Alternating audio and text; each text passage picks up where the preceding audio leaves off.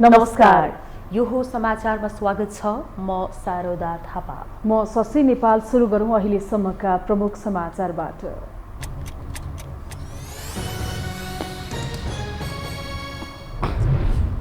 चिनिया विदेश मन्त्री वाङ यी 19 सदस्यीय टोलीसहित काठमाडौँमा भोलिदेखि उच्चस्तरीय भेटवार्ता सुरु हुने। साझेदारी र सहयोग अभिवृद्धि नेपालको मुख्य एजेन्डा। कांग्रेस केन्द्रीय कार्य समिति बैठकमा चुनावी सहकार्यबारे छलफल। प्रदेश सभापतिहरूबाट आयो फरक मत। देउबाले गरेका एकल नियुक्तिप्रति संस्थापनेतर समूहको असन्तुष्टि। निर्वाचन नजिकैसँगै दलहरू विपक्षीलाई नङ्ग्याउनमा व्यस्त। ओलीले पूर्व राजासँग सहकार्य गरिरहेको माधवको आरोप। माओवादीले गरेका काम छायामा पारिएको प्रचण्डको जिकिर। महिना दिनसम्म जारी रहेको रुस युक्रेन युद्धका कारण लाखौं नागरिक विस्थापित। दुवै देशका हजारौं सैनिक मारिए। विश्व समुदायबाट एक्लिँदै रुस।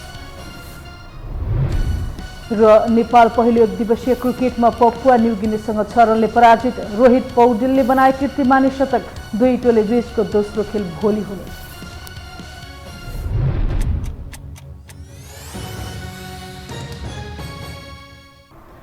अब समाचार विस्तारमा।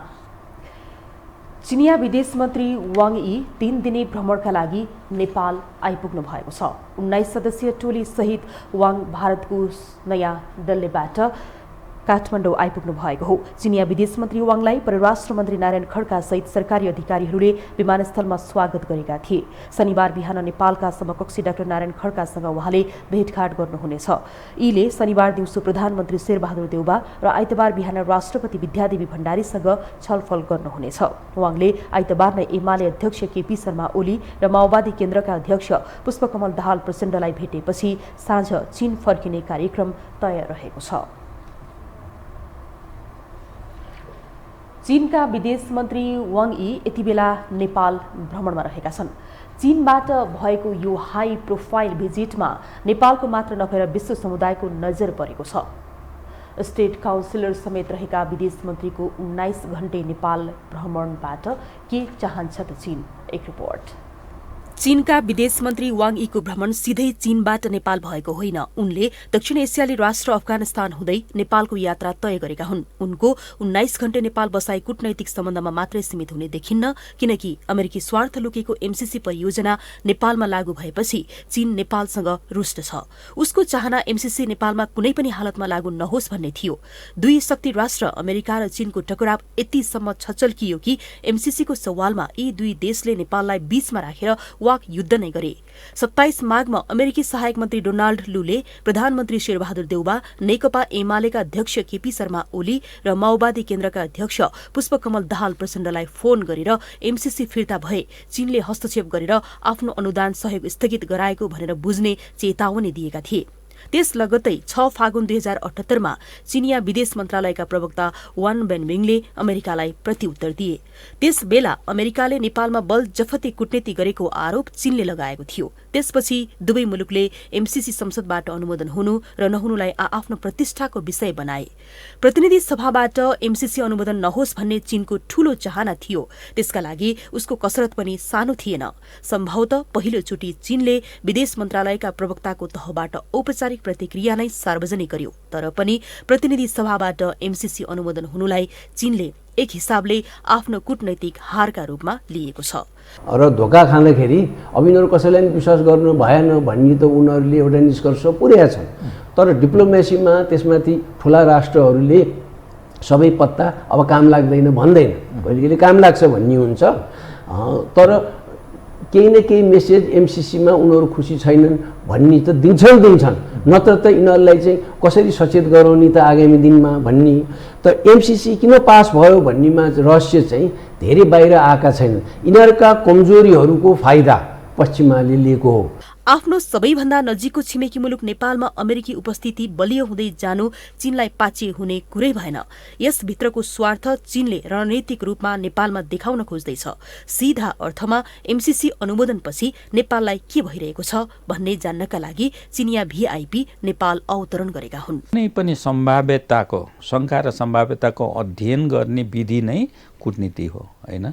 बिट्विन द लाइन भन्छ नि, लेखेको त्यहाँ के छ बिट्विन द लाइनको बिचमा दुईटा लाइनको बिचमा के छ त भन्ने हेर्नुपर्छ। त्यसकारण यी कुराहरू हेर्नेलाई अब हामी कहाँ पनि दक्ष कूटनीतिज्ञहरू, राजनीतिज्ञ पनि दक्ष छन्। सबैजना मिलेर सबैजना बसेर नेपालको हितको पक्षमा के गर्ने त, अब यो शक्ति राष्ट्रहरूको चासो नेपालमा बढिरहेको छ, त्यसलाई कसरी न्यून गर्ने वा त्यसबाट आएका च्यालेन्जलाई कसरी हामीले थेग्ने र त्यसका अपर्च्युनिटी जति छ त्यसलाई हामीले कसरी ट्याप गर्ने। तर मुलुकको शासन सत्ता सम्हालेकाहरूले कुनै देशको भिआइपी आए भन्दै लम्पसार परेर जो आज्ञा हजुर भन्ने भन्दा आफ्नो देशको स्वार्थलाई सिरोपर गरेर कुरा गर्ने आँट गर्नुपर्दछ। वर्षौंदेखि अलपत्र परेको बीआरआई परियोजना किन अघि बढ्न सकेन? नेपाल किन सधैँ आश्वासन र सपनाको भुमरीमा मात्रै धुमिल हुनु पर्यो? यसको जवाब खोज्न जरुरी छ।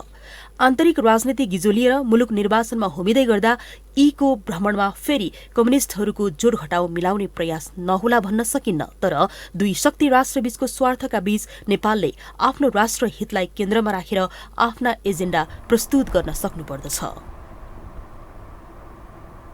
अब बाँकी समाचार। नेपाली कांग्रेसका नेताहरूले स्थानीय तहको निर्वाचनमा पार्टी एक्लैले जित्ने अवस्था रहेको ठाउँमा गठबन्धन आवश्यक नरहेको बताएका छन्। शुक्रबार पार्टीको केन्द्रीय कार्यालयमा सुरु भएको केन्द्रीय कमिटी बैठकमा बोल्दै केन्द्रीय सदस्यहरूले आगामी 2079 वैशाख 30 गते हुने स्थानीय तह निर्वाचनमा कांग्रेस एक्लैले जित्ने ठाउँमा गठबन्धन आवश्यक नरहेको बताएका हुन्। बैठकबारे सञ्चारकर्मीहरूलाई जानकारी दिँदै नेपाली कांग्रेसका प्रवक्ता प्रकाश शरण महतले गठबन्धन गर्दा पार्टीले जित्ने ठाउँमा गठबन्धन गर्ने र गठबन्धन बिना जित्ने ठाउँमा गठबन्धन नगर्ने भनी केन्द्रीय सदस्यहरूले मत राखिरहेको बताउनुभयो। प्रवक्ता शर्माले सभापति शेरबहादुर देउवाले स्थानीय तह निर्वाचनमा गठबन्धन गर्न जबरजस्त निर्णय लाद्न खोजेको भनी गलत प्रचार गरिएको बताउनुभयो।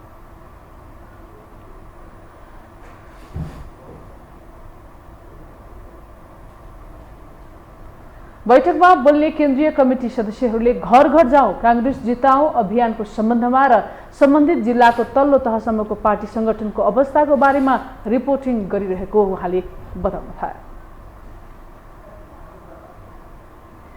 स्थानीय तहको निर्वाचन मिति नजिकै जाँदा राजनीतिक दलहरूले दौडधुप तीव्र बनाएका छन्। तर सरकारको नेतृत्व गरिरहेको नेपाली कांग्रेस आगामी निर्वाचनमा तालमेल गर्ने कि एक्लै चुनावी मैदानमा हुमिने भन्नेमा अझै रणभुल्लमा छ। यस सवालमा कांग्रेसको केन्द्रीय कमिटीमा छलफल सुरु भएको छ। एक रिपोर्ट। पूर्व निर्धारित कार्यतालिका अनुसार स्थानीय तहको निर्वाचन आउन अब 49 दिन मात्र बाँकी छ। राजनीतिक दलहरू निर्वाचनको परिणाम आफ्नो पक्षमा पार्न चुनावी रणनीतिका साथ मैदानमा उत्रिएका छन्। सत्तारूढ दल नेपाली कांग्रेसले घर घर जाउँ नेपाली कांग्रेसलाई जिताउँ अभियान नै चलाएको छ। तर सत्ता समीकरण सहित सत्ताको बागडोर सम्हालिरहेका कांग्रेस शीर्ष नेतृत्वले आगामी निर्वाचनमा तालमेल गर्ने कि एक्लै चुनावी मैदानमा होमिने रणभुल्लमा छन्।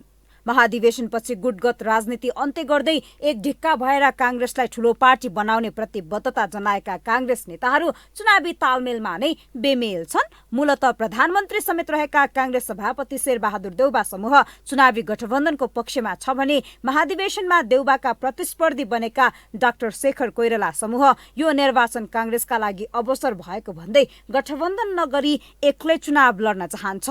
कम्युनिस्ट विभाजन कांग्रेसले अवसरको रूपमा लिँदै यो निर्वाचनमा एक्लै चुनावमा जानुपर्ने नेताहरूको तर्क छ। नेपाली कांग्रेस एक्लै जाँदा नेपाली कांग्रेसको तल्लो तहसम्मका कार्यकर्ताको मनोबल पनि बढाउन सकिन्छ र कांग्रेसलाई यति बेला अनुकूल पनि छ।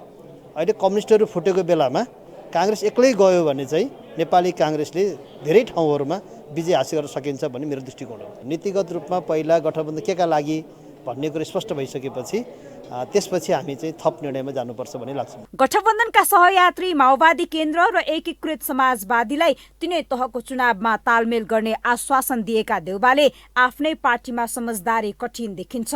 सभापति देउवासँग केन्द्रीय समितिमा बहुमत भएकाले गठबन्धन सहित निर्वाचनमा जाने निर्णय हुने संशय बढेका बेला देउवा निकट नेताहरू भने यस विषयमा स्थानीय नेताहरूको आवाजलाई प्राथमिकता दिने दावी गर्छन्।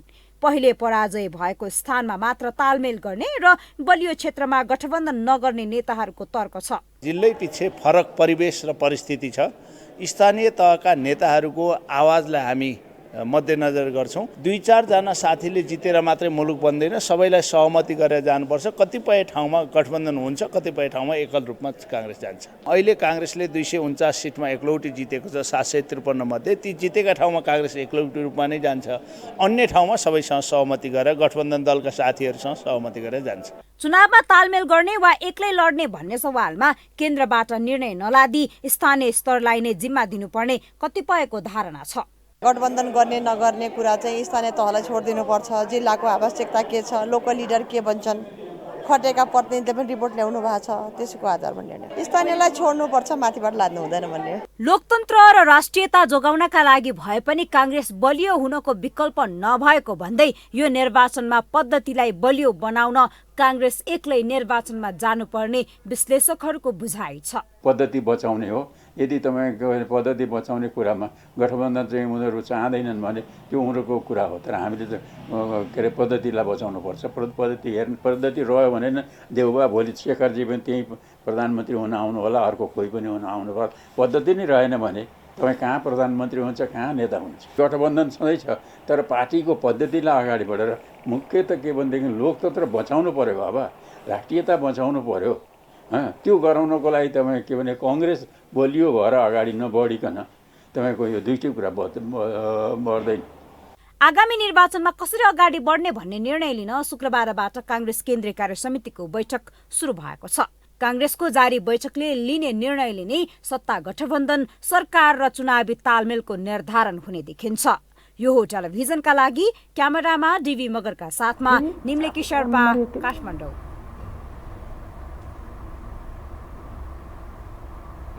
यति बेला नेपाली काङ्ग्रेस एक ढिक्का भएर चुनावमा जाने र बलियो जनमत सहित सरकार चलाउने योजनामा कटिबद्ध भइसक्नुपर्ने हो। तर काङ्ग्रेसीले नै काङ्ग्रेसलाई भोट हाल्छन् भन्नेमा सभापति देउबा नै विश्वस्त छैनन्। अहिले झनै काङ्ग्रेसमा अन्तर्द्वन्द्व चर्किएपछि सङ्कट देखिएको छ। एक रिपोर्ट। सभापति समेत रहेका प्रधानमन्त्री शेरबहादुर देउबा चाहन्छन् प्रचण्ड माधवसँग तालमेल गर्ने, तर संस्थापनहीतरको नेतृत्व गरेको शेखर कोइराला पक्षले तालमेल नगर्ने, प्रचण्ड माधवलाई नबोक्ने, एक्लै चुनावमा जाने र जितेर आउने तयारी गरेको छ। सभापति देउबा चाहन्छन् पार्टीका संरचनामा आफू अनुकूलका व्यक्तिलाई मनोनित गर्ने, स्थानीय तहको निर्वाचनमा समेत आफ्नै तजबिजमा उम्मेद्वार पठाउने। तर देउबा विरुद्ध प्रतिरोधमै जाने घोषणा गरेको शेखर पक्षले अब 40% हिस्सा आफूले पाउनुपर्ने माग गरेको छ। के संकेत दिनुभयो भने मेरो समर्थनमा उभिएकाहरूलाई म सुरक्षा गर्छु अथवा उनीहरूको राजनीतिक भविष्य सुरक्षित छ, अन्य समूह चाहिँ मेरो जिम्मेदारीका समूह होइनन्, मैले उनीहरूको जिम्मेदारी लिनु पर्दैन उहाँले भन्नुभयो। यसबाट के देखिन्छ भने स्थानीय तहको चुनाव होस् अथवा संसदीय चुनाव होस्, उहाँले चाहिँ यही तरिकाले अगाडि बढ्ने हो भने चाहिँ पार्टीले परिणाम निकाल्न सक्दैन। सभापतिज्यूको भूमिका चाहिँ विवेकसम्मत ढङ्गले अगाडि बढाएको छैन। यसमा चाहिँ हामीले चाहिँ प्रश्न उठाएको हो, प्रश्न उठाउँछौँ। पार्टी भनेको साझा हो कि। केन्द्रीय समितिमा मनोनित गर्दा देउबाले आफूलाई समर्थन दिएका नेताहरू मात्रै मनोनित गरे। 40% हैसियतमा रहेको शेखर पक्षका एकजना पनि देउबाको मनोनयनमा पर्न सकेनन्। तदर्थ समितिको सभापति तोक्दा नेविसङ र तरुण दलमा समेत आफू निकट नेताहरूलाई मात्रै जिम्मेवारी दिएका छन्, जसबाट चिड्डिएको शेखर पक्षले शुक्रबार आफूपक्षीय विद्यार्थी र तरुण भेला बोलाएर घनीभूत छलफल गरेको छ। बुधबार मात्रै यो पक्षले केन्द्रीय नेताहरूबीच छलफल चलाएर देउबा विरुद्ध प्रतिरोध गर्ने निर्णय गरेको थियो। पार्टीका हरेक संरचना र सबै तहका चुनावमा 40% हिस्सा खोज्ने महानगर बाहेक पालिकाको उम्मेदवारी निर्णय केन्द्रबाट गर्न नदिने तयारी गरेको छ। शेखरले 2 महिनादेखि देउबासँग भेट्न खोजे पनि समय नदिएपछि काङ्ग्रेसमा गुटको राजनीति झनै चिरा परेको छ। आफ्नै टिमबाट महामन्त्री जितेका गगन थापाले सभापति देउबाकै ओकालत गर्न थालेपछि शेखर भित्र पनि एकमत हुने सम्भावना छैन। बरु सभापतिको सारथी बनेकै कारण गगनले पार्टीको घोषणापत्र लेख्ने जिम्मेवारी पाएका छन्। स्थानीय तहको निर्वाचनको मुखमै काङ्ग्रेसभित्र चुलिएको अन्तर्द्वन्द्वले सम्मुखमै रहेको ऐतिहासिक अवसर पनि गुम्ने खतरा बढेको छ। प्रत्यक्ष निर्वाचन मात्रै भएको भए काङ्ग्रेस एक्लै लड्नु पर्थ्यो। अहिले यो देशलाई स्थिर बनाउनका लागि र यो संविधानलाई बलियो बनाउनका लागि पनि हामीले जाने गरेर यसलाई आवश्यकता बुझेको छ। यो बाध्यता होइन, अहिलेको गठबन्धन बाध्यता होइन, आवश्यकता हो। त्यसैले जाने गरेर अहिले काङ्ग्रेस सभापति गठबन्धन हुनुपर्छ, रहनुपर्छ भनेर भन्नुभएको।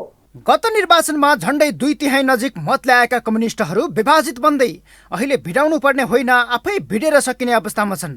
पछिल्लो केही समय माओवादी आफैमा क्षयीकरण हुँदै गएको तथ्य छर्लङ्ग छ। भर्खरै एमालेबाट विभाजित भएर बनेको नेकपा एकीकृत समाजवादी अस्तित्व र औचित्य पुष्टिको सङ्कटमा छ। विभाजनको मार खेपेको एमाले आफैमा विश्वस्त छैन। यसबाट प्रत्यक्ष परोक्ष रूपमा काङ्ग्रेसलाई फाइदा छ र पहिलो पार्टी बन्ने अवसर पनि काङ्ग्रेसलाई मात्रै छ। शेखरजीमा चाहिँ के भनेदेखि त्यो क्षमता थियो भने त हिजो उहाँले चाहिँ के भने 60% ल्याएर उहाँ सभापति भयो हुन्थ्यो नि त। एउटा प्रक्रियामा त उहाँ पनि अडिनु भयो नि त। भागै पाउनु हुँदैन भन्ने कुरा पनि होइन, तपाईँको भाग पाउनु पर्छ, तर भागै मात्रैलाई लिएर तपाईँको चाहिँ के भनेदेखि यो किचकिची गर्नु राम्रो छैन। प्रत्येक चुनावमा हारिसकेपछि काङ्ग्रेसले अन्तर्घात भएको निष्कर्ष निकाल्दै आएको छ। अहिले पनि पार्टीदेखि सरकारसम्म र गठबन्धनदेखि तालमेलसम्मका विषयमा आन्तरिक द्वन्द्व चर्किएको छ। कम्युनिस्ट फुटेको, मधेसवादीहरू छिन्न भिन्न भएको र आफू सरकारमा भएका बेला पहिलो बन्न नसके काङ्ग्रेसको भविष्य नै छैन भन्ने बुझ्न विश्लेषकहरूले सुझाव दिएका छन्। यो हो टेलिभिजनका लागि क्यामेरामा विशाल प्याकुरेलका साथमा सन्तोष बिके थापा, काठमाडौँ। हामीसँग समाचार बाँकी नै छन्, अहिलेलाई विश्राम।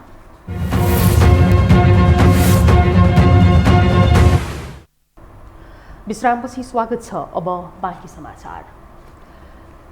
सत्ता साझेदार नेकपा एकीकृत समाजवादीका अध्यक्ष माधव कुमार नेपालले एमाले अध्यक्ष केपी ओली पूर्व राजा ज्ञानेन्द्र शाहको निवासमा सुटुक्क जाने गरेको आरोप लगाउनु भएको छ।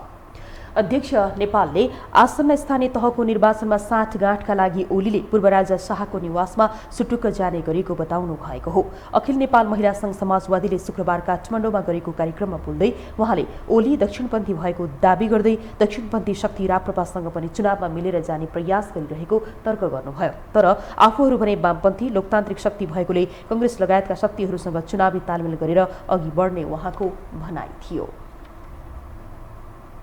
तर यो गठबन्धनलाई तोड्नलाई केपी ओली लागि परेका छन्। तर उनी पनि गठबन्धन गर्दैछन्। कोसँग थाहा छ?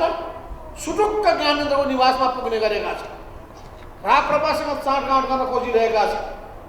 विदेशीहरूको दलाली गर्ने पार्टीसँग तालमेल मिलाउन खोजिरहेका छन्। किनभने उनीहरू दक्षिणपन्थी शक्ति हुन्। दक्षिणपन्थी शक्तिहरू दक्षिणपन्थीहरूसँग मिल्छन्। हामी वामपन्थी शक्ति हौँ, लोकतान्त्रिक शक्ति हौँ। हामी लोकतान्त्रिक शक्तिहरूसँग र वामपन्थी शक्तिसँग मिलेर अगाडि बढ्छौँ। अध्यक्ष नेपालले आफ्नै शक्तिको भरमा चुनाव जित्ने गरी तयारी गर्न पनि पार्टीका नेता कार्यकर्तालाई सचेत गराउनुभयो। उहाँले एमाले परित्याग गरेर आफ्नो पार्टीमा प्रवेश गर्नेहरूको लहर नै चलेको दाबी समेत गर्नुभयो। नेकपा माओवादी केन्द्रका अध्यक्ष पुष्पकमल दाहाल प्रचण्डले भरतपुर महानगरपालिकाले निकै महत्त्वपूर्ण काम गरेको बताउनु भएको छ। अध्यक्ष दाहालले विकासको दृष्टिकोणले भरतपुर महानगरपालिकालाई देशकै मात्र नभएर संसारभरि नै विशेष महत्त्वका साथ हेरिने उल्लेख गर्नुभयो। देशलाई नै भरतपुर महानगरपालिकाले एउटा रोड म्याप दिइरहेको उहाँको भनाइ छ। भरतपुर महानगरपालिका विकासको दृष्टिकोणले आफ्नो कार्यकालभरि नै धेरै महत्त्वपूर्ण आयोजनाहरू अगाडि ल्यायो र देशभरि भरतपुर महानगरपालिका विकासको गतिमा निकै तीव्र रूपले अगाडि बढेको छ भन्ने मान्यता स्थापित भयो। यस्तै अध्यक्ष प्रचण्डले यस क्षेत्रमा भएको विकासको प्रशंसा गर्नुपर्नेमा उल्टै चुनावी एजेन्डा बनाउन खोजेको पनि आरोप लगाउनुभयो। भारतका लागि नेपाली राजदूत डाक्टर शङ्कर प्रसाद शर्माले पद तथा गोपनीयताको शपथ लिनुभएको छ। राष्ट्रपति विद्यादेवी भण्डारीले राजदूत शर्मालाई आज राष्ट्रपति कार्यालय शीतल निवासमा पद तथा गोपनीयताको शपथ खुवाउनु भएको हो।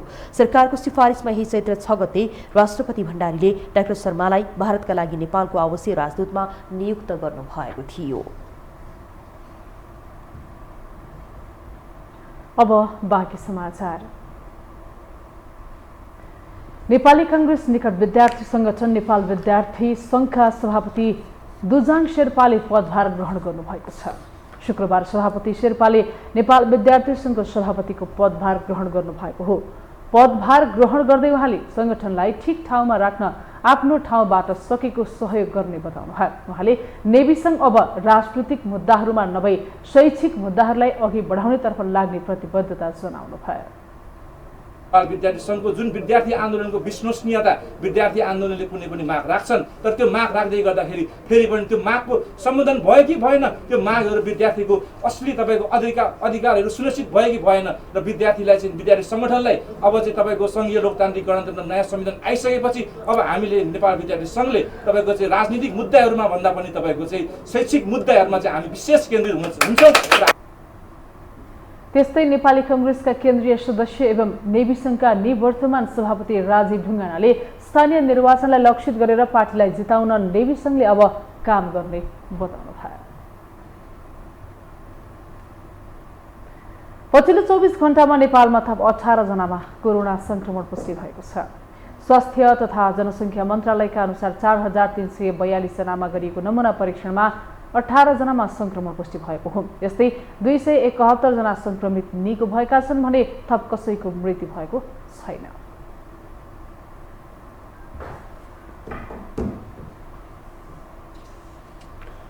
अब पालो आर्थिक समाचारको।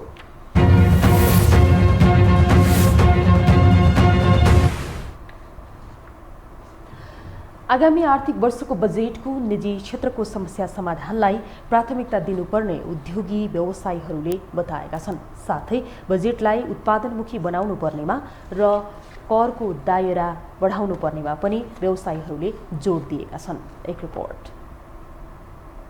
प्रतिनिधि सभा अन्तर्गतको अर्थ समितिको बैठकमा आगामी आर्थिक वर्षको बजेटका सम्बन्धमा निजी क्षेत्रसँग गरेको छलफलमा उद्योगी व्यवसायीहरूले आगामी आर्थिक वर्षको बजेटले निजी क्षेत्रको विद्यमान समस्या समाधान गर्नुपर्नेमा जोड दिएका छन्। बैठकमा बोल्दै नेपाल उद्योग वाणिज्य महासंघका केन्द्रीय समिति सदस्य सन्दीप कुमार अग्रवालले आगामी बजेटमा निर्यात प्रवर्धन र आयातलाई प्रतिस्थापन गर्नुपर्ने बताए। उनले विदेशी मुद्रा आर्जनको आधार तयार गर्न ऊर्जा, पर्यटन लगायतका क्षेत्रलाई प्राथमिकता दिनुपर्ने बताए। उनले नेपालमा भारतीय रुपैयाँ 500 र 2000 को नोट नेपालमा पनि चल्तीमा ल्याउनुपर्ने बताए। पुर्खाले वैध रूपले आर्जन गरेको सम्पत्ति पनि नेपालको पछिल्लो कानून अनुसार अवैध बनाएको भन्दै उनले राज्यले वैध सम्पत्तिलाई एकपटक अभिलेखीकरण गर्नुपर्ने बताए। 500 र 2000 को जुन हामीले सठी गरिरहेका छैन, त्यसलाई पनि हामीले चाहिँ यो नोटलाई पनि नेपालमा यो चलन चल्तीमा ल्याउनु पर्ने देखिन्छ। अब 100 को नोट चलिरहेको छ र 500 र 2000 लाई प्रतिबन्ध गरेको छ। योले गरेर के हुन्छ कि मान्छेले चाहिँ अब पैसा चाहिँ कहाँ राखेर लाउने, राख्दाखेरि चाहिँ 2500 नोट भयो भने उसले चाहिँ आफ्नो खल्तीमा राखेर ल्याउन सकिन्छ। 100 को नोट 50 को नोट खल्तीमा कति ल्याउन सकिन्छ। जब 100 को नोट चलन चल्तीमा छ भने 500 र 2000 ले पनि हामीले चलन चल्तीमा अहिलेको महँगाईलाई र त्यो चिजलाई हेर्दाखेरि हामीले चलन चल्तीमा लाउने चाहिँ हामीले देखिन्छ। नेपाल चेम्बर अफ कमर्सका अध्यक्ष राजेन्द्र मल्लले आगामी आर्थिक वर्षको बजेट चुस्त दुरुस्त बनाउनु पर्नेमा जोड दिए। बजेटलाई उत्पादनमुखी बनाउनु पर्नेमा उनले जोड दिएका हुन्। उनले करको दायरा बढाउनु पर्ने र सामाजिक सुरक्षा भत्ता कोही व्यक्तिलाई पनि दोहोरो दिनु नहुनु पर्ने बताए। बैंकको ब्याजको ठूलो समस्या रहेको भन्दै उनले ब्याज दरलाई व्यवस्थित गर्नुपर्ने आवश्यकता पनि औल्याए। बजेटबाट विभिन्न हाम्रो चाहिँ यो भत्ताहरू, सामाजिक भत्ताहरू दिने गरेको छ हैन। वृद्ध भत्ता अथवा असहाय महिला भत्ता, विभिन्न किसिमको भत्ताहरू छ एकल महिला भनेर। त्यो चाहिँ कमसेकम डबल नहोस्। कोहीले डबल, कसैको चाहिँ पेन्सनबाट पनि आउने, भत्ता पनि पाउने भइरहेको छ। मैले त्यसलाई एकद्वार बनाउनुपर्छ भन्ने कुरा म राख्न चाहन्छु। नेपाल चेम्बर अफ कमर्सका वरिष्ठ उपाध्यक्ष कमलेश अग्रवालले देशमा तरलताको समस्या र विदेशी मुद्रा सञ्चितको समस्या रहेको औल्याए। उनले राष्ट्र बैंकको नीतिले निजी क्षेत्र हतोत्साहित भएको गुनासो गरे। निजी क्षेत्रलाई हतोत्साहित बनाएर आर्थिक समृद्धिको कल्पना गर्न नसकिने उनको भनाइ थियो। यस्तै होटल संघ नेपालका अध्यक्ष सृजना राणाले होटलहरूलाई उत्पादनमूलक उद्योग सरहको सेवा सुविधाहरू प्रदान गर्न सरकारसँग माग गरिन्। होटलको लगानीको आकार हेरी पुनर्कर्जाको सीमा 20 करोडबाट दायरा बढाउनु पर्नेमा उनको जोड रहेको थियो। आर्थिक बजेट 2078-79 को बजेटले होटललाई उत्पादनमूलक उद्योग सरहको सुविधाहरू प्रदान गर्ने व्यवस्था भएकोमा हालसम्मको कार्यान्वयन हुन नसकेको आयकर ऐन वा होटल उत्पादनमूलक उद्योगलाई प्रदान गरिएको सम्पूर्ण सुविधा होटल उद्योगलाई उपलब्ध गराउने गरी 2079-80 को बजेटमा समावेश गरी कोभिडबाट विक्षत भएको पर्यटन उद्योगलाई पुनर्स्थापना सहयोग हुनुपर्ने। यस्तै नेकपा एमालेका सांसद मोती दुकर्डले देशमा आर्थिक संकट घोषणा गर्ने अवस्था आइसकेको बताए। सरकारले निजी क्षेत्र र सम्पूर्ण राजनैतिक दलहरूसँग देशको आर्थिक अवस्थाको बारेमा छलफल गर्नुपर्नेमा उनको जोड रहेको थियो। योभन्दा अगाडि मैले पनि भनेको थिएँ एउटा कार्यक्रममा, उहाँहरू सबैजना हुनुहुन्थ्यो प्राय मैले भनेको थिएँ कि खै त अहिलेको सरकारले किन सल्लाह सुझाव लिइराखेको छैन। देश सङ्कटमा छ, अहिले त आर्थिक सङ्कट घोषणा गर्ने अवस्था आइसकेको छ। इमर्जेन्सी लगाउनु पर्ने, यो फाइनेन्सियल इमर्जेन्सी लगाउने, इकोनोमिक इमर्जेन्सी लगाउने अवस्था आइसकेकोमा पनि सरकार किन चुप लागेर बसिरहेछ? होइन, पार्टीहरू पनि धेरै छन्, अपोजिसन पनि हुन्छ, जे पनि हुन्छ, सबैलाई बोलाएर सल्लाह गरेर अहिले त सर्वदलीय सम्मेलन पनि हुनुपर्छ र सबै यो विज्ञहरू हुन्छ नि निजी क्षेत्रको त जति भिजन उनीहरूसँग जति आर्ट छ, रिस्क लिने, जोखिम लिने। उनले निजी क्षेत्रसँग सल्लाह सुझाव लिएर सरकारसँग अगाडि बढ्नुपर्नेमा पनि जोड दिएका छन्। हामीसँग अन्तर्राष्ट्रिय र खेल समाचार अझै बाँकी नै छन्। अहिलेलाई विश्राम।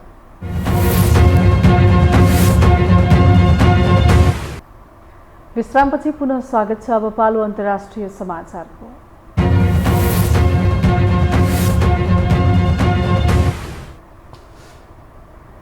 रुसले युक्रेनमा आक्रमण गरेको महिना दिन पुगेको छ, जसको अन्तरालमा लाखौं नागरिक विस्थापित भएका छन् भने रुसी सेना र युक्रेनी सहित हजारौंको ज्यान गइसकेको छ। यसै बीचमा युक्रेनमा त क्षति पुगेको छ नै, रुस पनि विश्व समुदायबाट एक्लिरहेको छ।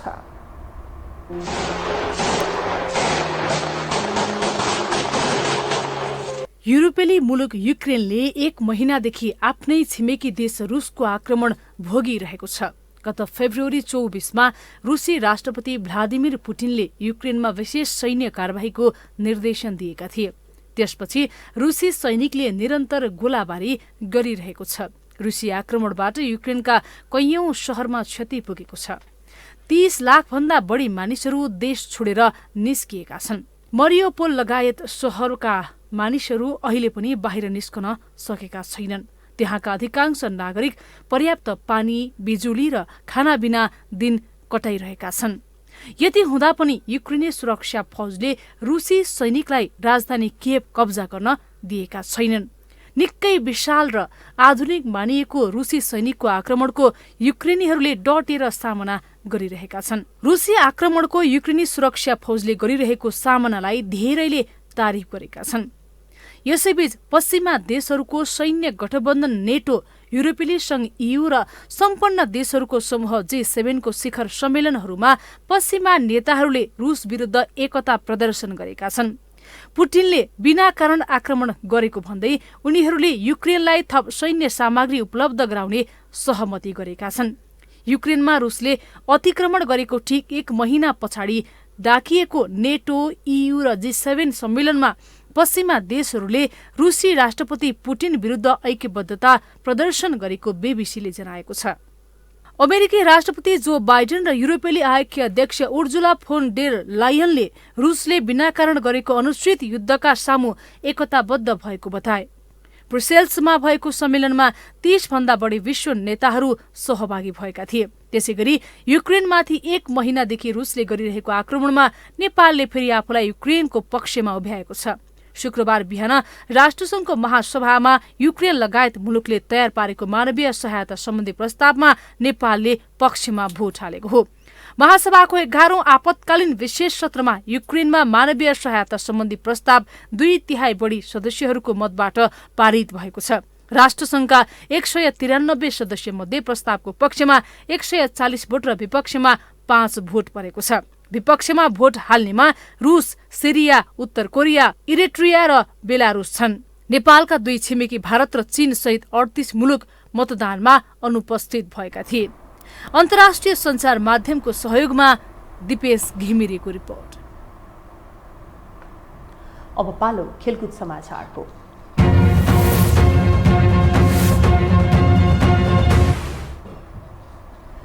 रोहित पौडेलको शतकका बावजुद नेपाल पहिलो एकदिवसीय क्रिकेटमा पपुवा न्युगिनी PNGसँग 6 रनले पराजित भएको छ।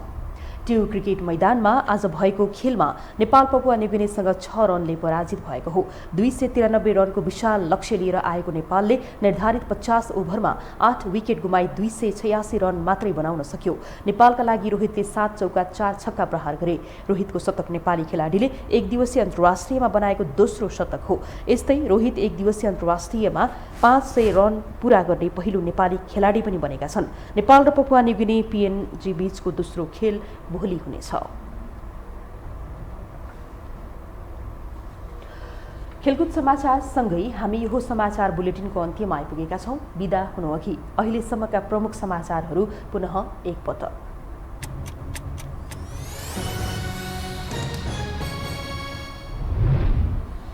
चिनिया विदेश मन्त्री वाङ यी 19 सदस्यीय टोलीसहित काठमाडौँमा भोलिदेखि उच्चस्तरीय भेटवार्ता सुरु हुने। साझेदारी र सहयोग अभिवृद्धि नेपालको मुख्य एजेन्डा। कांग्रेस केन्द्रीय कार्य समिति बैठकमा चुनावी सहकार्यबारे छलफल। प्रदेश सभापतिहरूबाट आयो फरक फरक मत। देउबाले गरेका एकल नियुक्तिप्रति संस्थापनेतर समूहको असन्तुष्टि। निर्वाचन नजिकैसँगै दलहरू विपक्षीलाई नङ्ग्याउनमा व्यस्त। ओलीले पूर्व राजासँग सहकारी गरिरहेको माधव नेपालको आरोप। माओवादीले गरेका काम छायामा पारिएको प्रचण्डको जिकिर। महिना दिनसम्म जारी रहेको रुस युक्रेन द्वन्द्वका कारण लाखौं नागरिक विस्थापित। दुवै देशका हजारौं सैनिक मारिए। विश्व समुदायबाट एक्लिँदै रुस। र नेपाल पहिलो एक दिवसीय क्रिकेटमा पपुवा न्युगिनीसँग 6 रनले पराजित। रोहित पौडेलले बनाए कीर्तिमानी शतक। दुई टोली बीचको दोस्रो खेल भोलि हुने।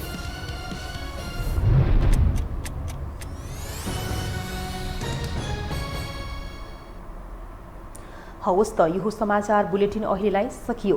यो समाचार बुलेटिनका साथै यो टेलिभिजनका सम्पूर्ण कार्यक्रमहरू yoho.television.com, yoho.khabar.com, युट्युब र फेसबुकमा पनि पढ्न र हेर्न सक्नुहुनेछ। मोबाइलमा योहो टिभी एप डाउनलोड गरी हामीलाई प्रत्यक्ष हेर्न सक्नुहुनेछ। तथ्यसहितको निष्पक्ष समाचार तथा मनोरञ्जनका लागि हेर्दै रहनुहोला योहो टेलिभिजन।